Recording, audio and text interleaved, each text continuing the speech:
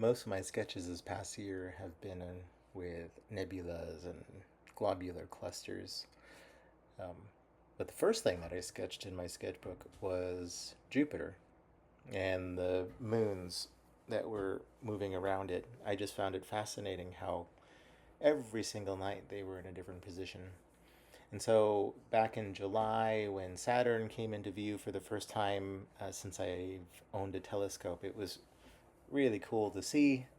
I've done a couple quick sketches of it over the course of the last few months, but on the third, the sky was unusually clear in seeing when I came outside, and there was very little dancing going on in the image, even at the 480 times magnification with the Takahashi in there. And so I got my sketchbook out and started putting in lines for the general scale and placement of the planet itself, as well as the rings and the arc of where the rings went across the planet. Unfortunately, right around here was also when the view started getting worse. The sky got a lot murkier, and there was some dancing going on. It was a lot harder to see the definition that I had seen just a few minutes ago. But I figured I'd do my best to try and get as much definition in there as I could with a few fleeting moments of clear visibility.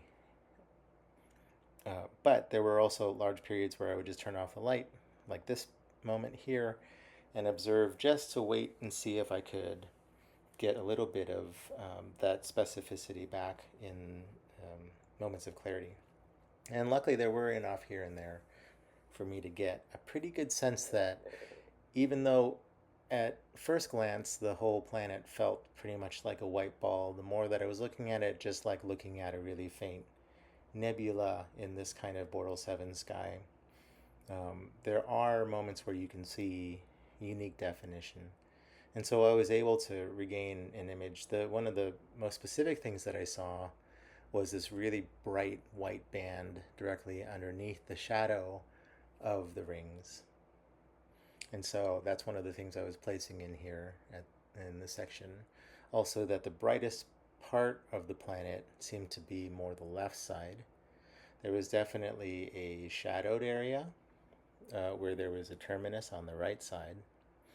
And then the more that I looked at it, I was able to make out these kind of a couple faint bands across the upper half of the planet, and 3 or 4 or 5 faint ones down below as well. I don't know if I could really say that I could see them go all the way across the planet, but near the terminus, definitely, it was pretty clear that there was something there.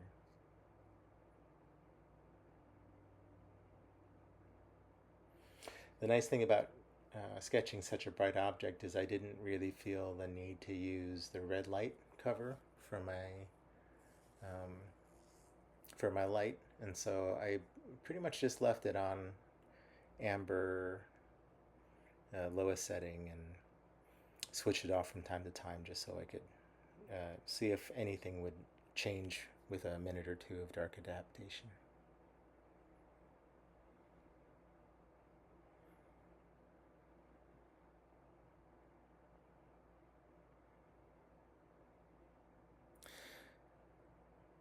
Just continuing to define some of the overall shape and just adding in the general uh, tonality within the planet.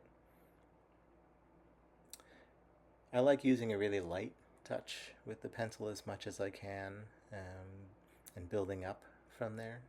I find that it allows for a little bit more flexibility and control. I think in hindsight, um, one of the things that I feel like I would prefer to have done with this sketch is to have not created that black line where the rings were going to pass through. I left that in there because I was thinking that I would like to have the shadow be represented by the black of the paper. But I think that as I was going through here, I realized that like it would have just been just as easy and maybe a little bit more um, refined in terms of having an evenness to the planet if I just did the whole round circle and then used, you know, black and white pencils to put the rings in on top of it. So now that the general definition of where everything is that I could see was placed in, I've switched over to the smudge tool to soften everything out a little bit. And you know, like even though I spent a fair amount of time kind of just hitting a lot of these defined things that I was seeing on the surface, and the smudge tool does dampen all that down, I feel like there's like a faint residue of the sense of where all these things were that I can go back in and define a little bit more and tighten up where I feel necessary once the softness has been achieved here.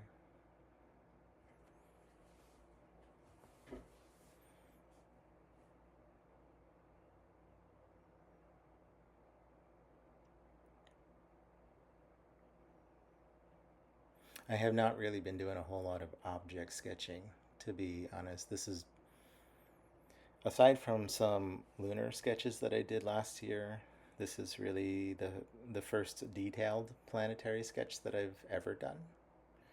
Um, and so it was fun. I feel like I made a bunch of mistakes. I think that I kind of overworked the drawing a fair amount, but it was a nice first attempt, and I do feel like I ended up with something that was fairly representational of what I saw. Another moment of blackness here while I'm observing for a while. You know, with the 480 times magnification in the daub, it's not the easiest thing to keep this thing centered in the eyepiece. So there was definitely a little bit of this constant battle of trying to recenter it as I was sketching.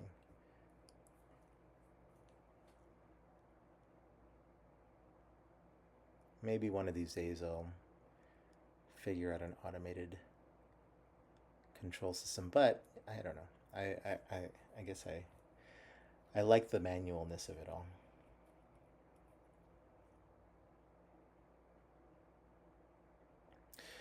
In the last time I was spent viewing there, I definitely felt like I could see that terminus and the shadowed part of the planet a lot more than I had sketched originally. So using my eraser and a little bit of that black charcoal pencil, it's getting a little bit more of the terminus in there and the definition that I was seeing.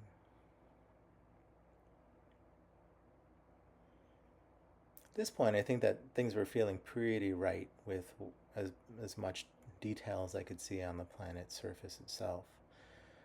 So switching over to the rings, the main thing was how bright that front portion of the ring is, and how clearly defined it is stretching across the front of the planet.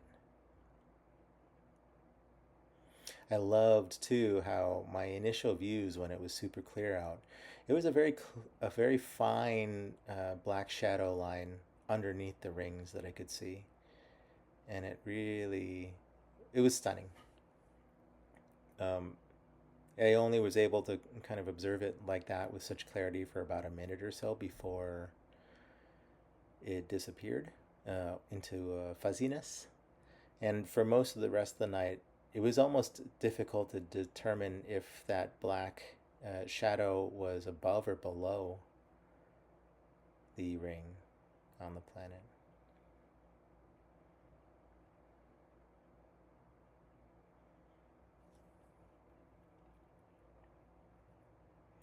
There's definitely a sense that you could see more of the ring in the farther side underneath than you could in the closer half. I don't know if this was an optical illusion or if this is accurate, but I did draw as accurately as I could what I felt like I could see. As I was getting through putting in the brightness of these rings, though, there's also a pretty clear sense every time I would stop and compare the sketch to what I was seeing in the eyepiece that something felt a little bit off. I think that in general, the rings that were being sketched felt thicker than what I was seeing in the eyepiece, so I had to go in a little bit with the black charcoal pencil here to thin them out a bit.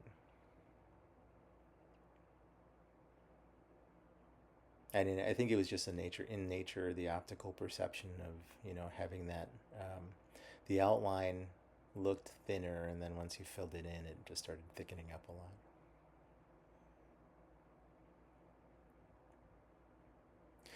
As I was getting the general shape in, though, something still didn't quite feel right. So I realigned the sketch with my eyepiece so I could kind of more easily dart back and forth between eyepiece and the sketch. I think that what I noticed was that it seemed like my upper arc to the ring was too rounded, and so I'm trying to kind of pull down some of that arc in the upper part, flatten the ring down just a hair to help get it a little closer to what I was seeing in the eyepiece. It was like it required a little bit of erasing, a little bit of blacking out of the rings on the sides, and then also kind of smudging down the ring as it went across the surface of the planet. I think at this point the feeling of the rings seemed about right. Um, Unfortunately, I think that it also, slightly lowered the ring on the planet. So the relationship of upper and lower felt a little bit off to me from here on. But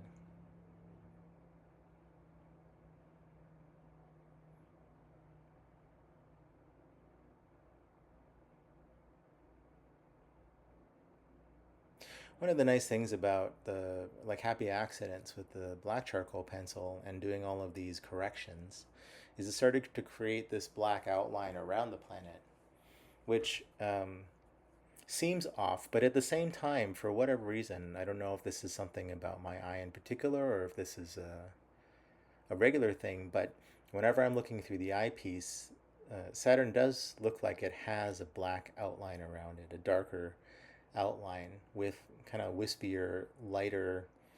I don't know if it's reflection from the planet or what, but like a white wisp all around it. So I was trying to gather some of that feeling here using some of the residual Conte that was on my smudge tool to kind of brighten up some of the areas around, but maintain that black outline that I was seeing.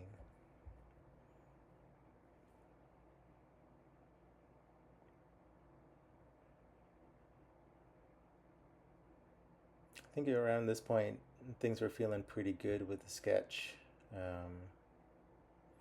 Doing some final just observation here, making sure that there wasn't anything that I felt like was egregiously off. This has been really fun, kind of just getting into doing some planetary sketches.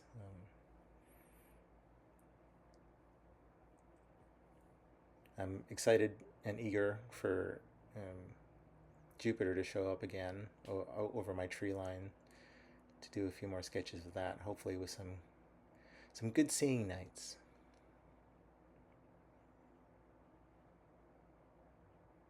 Now that everything feels just about right enough for this sketch at least, I went in and plotted out the moons that I was seeing that were close enough to put into the page here.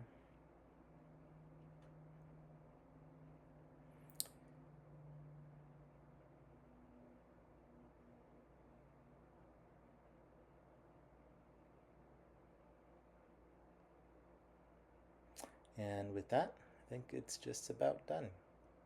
Overall, a really fun experience. I am excited to be drawing more planets in the future, and hopefully refining the technique down a little bit more each time I go.